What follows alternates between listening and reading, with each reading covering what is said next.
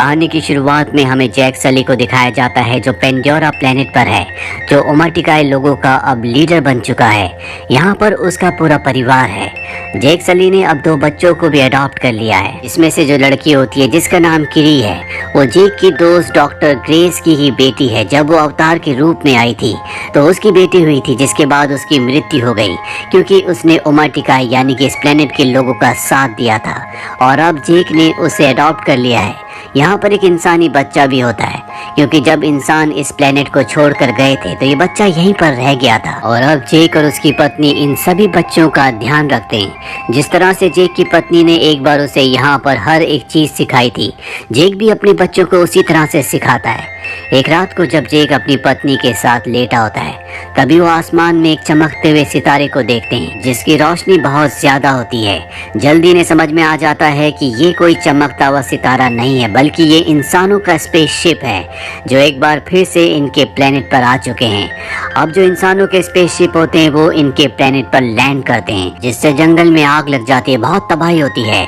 और अब स्पेसशिप के दरवाजे खुलते हैं जिसके अंदर से इंसान जो मशीन्स के अंदर बैठे होते हैं वो बाहर निकलते हैं। साथ ही बड़ी बड़ी मशीन्स भी होती हैं और इनके सामने जो कुछ भी आता है ये सब को कुचलते हुए लगातार आगे बढ़ते चले जाते हैं। जैक और उसकी पत्नी ये सब देखकर बहुत दुखी होते हैं, लेकिन वो इनकी मशीन्स और टेक्नोलॉजी के सामने टिक नहीं सकते, इसीलिए वो इनका विरोध नहीं करते।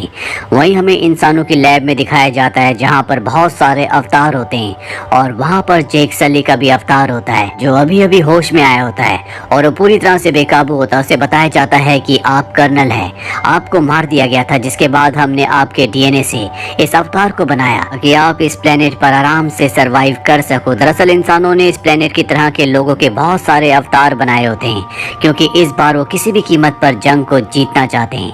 वहीं हमें जैक सली और उसकी पत्नी और उनके लोगों को दिखाया जाता है जो इंसानों की एक ट्रेन को तबाह कर देते हैं जिसमें बहुत सारे हथियार और इंसानों के लिए खाना होता है। जैक अपने साथियों के साथ उनके हथियारों पर भी कब्जा कर लेता है और अब जब ये बात कर्नल को पता चलती है तो वो कहते हैं कि हमें जैक को खत्म करना होगा। वो इस ग्रह के लोगों का लीडर है, उसी के कहने पर यहाँ पर सब कुछ होता है। तभी यहाँ पर कर्नल की भी सीनियर ऑफिसर आ जाती है जो कर्नल को बताती है कि जब भी हम अपने फ्लाइंग ऑब्जेक्ट उन जंगलों में भेजते हैं तो वहाँ पर जो उड़ने वाले क्रीचर्स हैं वो उनके ऊपर हमला करके उन्हें तबाह कर देते हैं। ये सुनने के बाद कर्नल तय करता है कि वो अपने साथियों के साथ जंगल में पैदल ही आगे बढ़ेगा।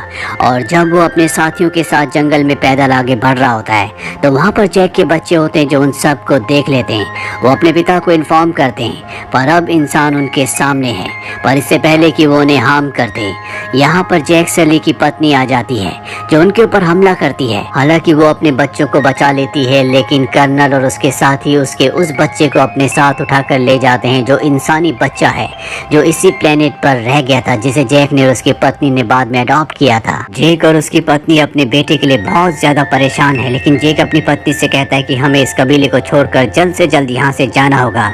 जो वो अवतार था वो कर्नल का था जिसके इंसानी रूप को मैंने मारा था और अगर हम यहाँ से नहीं गए तो मेरी वजह से वो हमारे साथ साथ हमारे पूरे कबीले को भी खत्म कर देगा, इसीलिए हमें यहाँ से छोड़कर जाना होगा। जैक की पत्नी को भी जैक की बात समझ में आ जाती है, इसीलिए जैक अपने पूरे परिवार को उड़ने वाले क्रांस पर लेकर यहाँ से निकल जाता है। वही हमें जैक के उस बेटे को दिखाया जाता है जिसे कर्नल अपने साथ पकड़ कर ले गया था, जिसका नाम स्पाइडर है।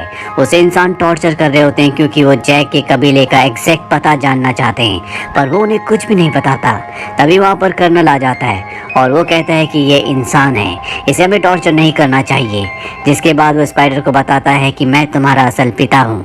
पिछली बार जब मैं इस ग्रह पर आया था तो मैं तुम्हें यहाँ पर छोड़कर चला गया था, जो मेरी गलती थी, पर अब मैं ऐसा नहीं करूँगा, मैं तुम्हें अपने साथ वापस ले जाऊँगा। ये सुनने के बाद स्पाइडर कर्नल की बात मान जाता है।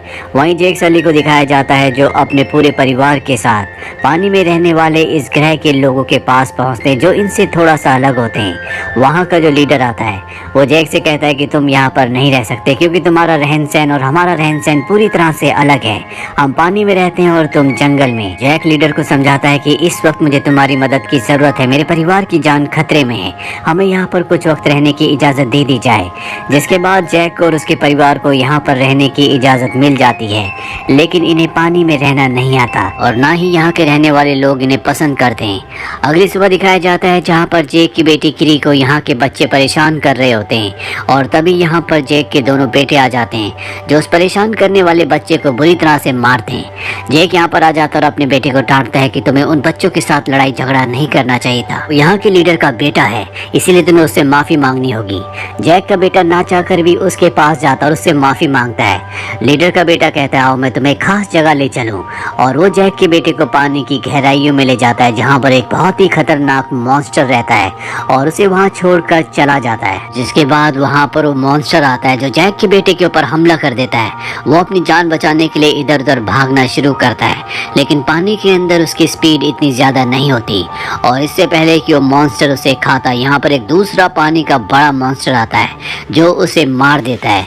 जैक के बेटे की पानी में रहने की वजह से सांस रुकना शुरू हो जाती है, जिस वजह से वो बेहोश हो जाता है। और जब उसे होश आता है तो पानी के ऊपर होता है। वो देखता है कि वो उसी मॉन्स्टर के ऊपर लेटा हुआ है जिस मॉन्स्टर ने छोटे मॉन्स्टर को मार दिया था। दरअसल इसी ने उसकी जान बचाई है। जैक का बेटा देखता है कि उसके शरीर में बड़े बड़े हथियार अंदर गए हुए हैं जिनसे उसे बहुत तकलीफ हो रही होती है। जैक का बेटा उन हथियारों को निकाल देता है, जिसके बाद ये मॉन्स्टर जैक के बेटे को किनारे पर छोड़ आता है। वहीं लीडर को पता चल जाता है कि उसके बेटे ने जैक के बेटे को पानी की गहराइयों में मॉन्स्टर के पास छोड़ा था, इसीलिए वो अपने बेटे को सजा देना चाहता है। और जैक का बेटा उसे बचाने के लिए झूठ बोल देता है कि ये मेरा आइडिया था, मैं ही गहरे पानी में जाना चाहता था।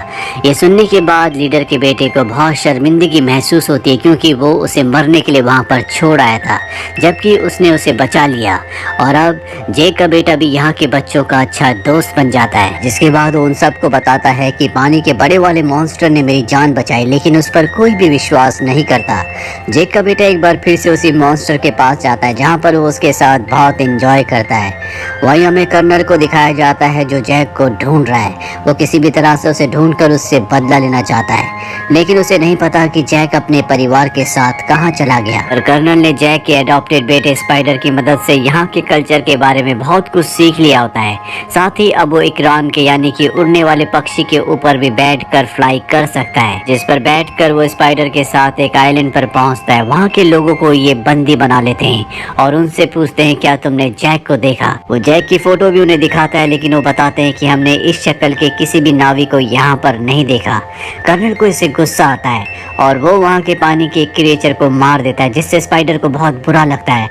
वो कहता है ये सिर्फ मछली पकड़ने वाले नावी हैं, इन्हें कुछ नहीं पता। कर्नल उन लोगों से पूछना बंद कर देता है, लेकिन इस जगह को जलाकर वो निकल जाता है। इसके बाद वो कई और कबीलों के पास जाता है और उसे किसी भी कबीले से कोई भी इंफॉर्मेशन नहीं मिलती। वो कई नावी लोगों को मार देता है। और अब जब इस समंदर के रास्ते जा रहे होते हैं तभी इनके सामने समंदर का एक बहुत बड़ा क्रिएचर जो अपने बच्चे के साथ तैर रहा होता है वो आता है। ये उसके ऊपर हमला करके उसे मार देते हैं, जिसके बाद ये उस क्रिएचर के मुंह के अंदर जाते हैं जहाँ से उसके दिमाग से ये एक लिक्विड निकालते हैं। और ये लिक्विड इतना ताकतवर होता है जो भी इंसान इसे अपनी बॉडी में इंजेक्ट करेगा या पिएगा उसकी उम्र बहुत आराम से बढ़ेगी, यानी कि वो बहुत ज्यादा सालों तक जिंदा रहेगा। और अर्थ पर इसकी जो कीमत होगी वो करोड़ों डॉलर्स में होगी। अब ये सब के सब लोग यहाँ से चले जाते हैं। अगले दिन वो कबीला जिसने जैक और उसके परिवार को उनके यहाँ पर शेल्टर यानी कि आसरा दिया है वो इस मरे हुए क्रिएचर को देख लेते हैं और समझ जाते हैं कि ये सब कुछ जैक की वजह से हुआ है। वो जैक से कहते हैं कि तुम्हारी वजह से इंसान यहाँ तक पहुँच गए जो अब हमारे क्रिएचर्स को मार रहे हैं, जो हमारी दुनिया का हिस्सा है। लेकिन अब इंसानों को इसकी कीमत चुकानी होगी, इसीलिए हम उनके ऊपर हमला करेंगे। वहीं जैक के बेटे को दिखाया जाता है जो समंदर में एक बार फिर से अपने क्रिएचर से मिलने के लिए जाता है जिसने उसकी जान बचाई थी। वो देखता है कि वो पूरी तरह से निढाल पड़ा होता है क्योंकि उसकी बॉडी में इंसानों ने एक बहुत बड़ा डिवाइस इंजेक्ट कर दिया है, जिस वजह से वो हिल भी नहीं पा रहा होता। और अगर उसे यहाँ से मूव करना है तो उस डिवाइस को निकालना होगा। जैक का बेटा और कबीले के दूसरे बच्चे उस डिवाइस को निकालने की कोशिश करने लगते हैं और जल्दी इंसान भी इस जगह पहुंचने वाले हैं क्योंकि वो इस क्रिएचर को जो कि बहुत बड़ा है उसे मार के उसकी बॉडी का वो तरल पदार्थ निकालना चाहते हैं, जिससे इंसान की उम्र और भी ज्यादा बढ़ जाती है। जैक और कबीले के सभी लोगों को पता चल जाता है कि उनके बच्चों की जान खतरे में है, इसलिए सब के सब समंदर के उस हिस्से की तरफ बढ़ चलते हैं जहाँ पर बच्चे हैं। अब कर्नल इन सब बच्चों को देख लेता है और इससे पहले कि वो अपने लोगों के साथ उस जगह तक पहुँचता बच्चे क्रिएचर की बॉडी से उस डिवाइस को निकाल लेते हैं और उसे समंदर की गहराई में ले जाते हैं ताकि उस क्रिएचर को छुपा सके। कर्नल के लोग बच्चों के ऊपर लगातार हमला कर रहे होते हैं और इसी हमले में कबीले का जो सरदार होता है उसकी बेटी की जान जाने वाली होती है, लेकिन जैक का बेटा उसे बचा लेता है। पर अब कर्नल और उसके लोग बच्चों को जाल में पकड़कर शिप में ले आते हैं। जैक भी अपने साथियों के साथ यहाँ पर पहुँच जाता है, लेकिन वो देखता है कि कर्नल ने बच्चों को शिप के फ्रंट पर बांधा होता है, इसीलिए उन पर हमला नहीं कर सकता। कर्नल जैक से कहता है कि अगर तुम अपने बच्चों की जिंदगी चाहते हो तो तुम्हें अकेले शिप पर आना होगा, और जैक इस बात के लिए मान जाता है क्योंकि वो अपने बच्चों को, अपने लोगों को बचाना चाहता है। पर इससे पहले कि वो शिप तक पहुंचता, वो क्रिएचर जो समंदर का सबसे बड़ा क्रिएचर है जिसकी जान जैक के बेटे ने बचाई थी, वो इनकी शिप के ऊपर कूदकर उस पर तबाही मचा देता है और यहाँ जैक और उसके साथियों को मौका मिल जाता है। वो कर्नल और उसके लोगों के ऊपर अपने साथियों के साथ मिलकर हमला कर देता है। इंसानों के बीच में और नावी लोगों के बीच में एक घमासान युद्ध हो जाता है जिसमें बहुत सारे इंसान मारे जाते हैं, साथ ही कुछ नावी लोगों की भी मृत्यु हो जाती है। लेकिन इस लड़ाई में जैक के बेटे की हालत बहुत ज्यादा खराब हो जाती है और जल्द ही उसकी भी मृत्यु हो जाती है, जिससे जैक की पत्नी को बहुत दुख होता है और अब वो कर्नल से अपने बेटे की मौत का बदला लेना चाहती है।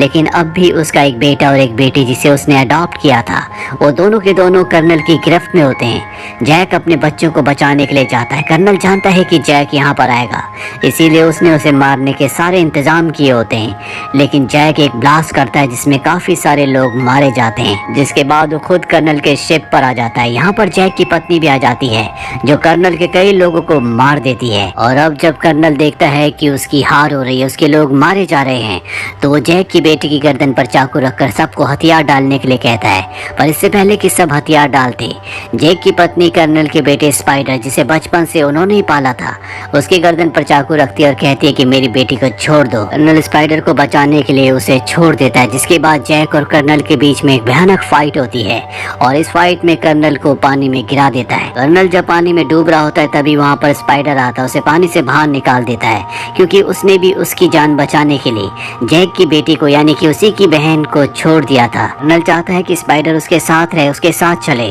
पर स्पाइडर उसके साथ रहने से मना कर देता है क्योंकि वो बहुत ही जालिम इंसान है। उसने कई क्रीचर्स को मारा जो स्पाइडर कभी भी नहीं चाहता था, इसीलिए वो पानी में कूदकर एक बार फिर से जैक की फैमिली के पास चला जाता है क्योंकि अब वो उन्हीं के साथ रहना चाहता है। जैक की फैमिली भी उसे एक बार फिर से एक्सेप्ट कर लेती है और अब जैक जो जंगल की दुनिया को छोड़कर पानी की दुनिया में आ चुका है, वो अपने बेटे को आखिरी विदाई देता है जिसकी मृत्यु हो चुकी है। उसे पता है कि उसकी अब इंसानों से बड़ी जंग होने वाली है जो इनके प्लेनेट पर एक बार फिर से आकर पूरे के पूरे प्लेनेट को हथियाना चाहते हैं। और इसी के साथ ये फिल्म, ये कहानी यहीं पर खत्म हो जाती है। उम्मीद करते हैं कि ये कहानी आपको पसंद आई होगी।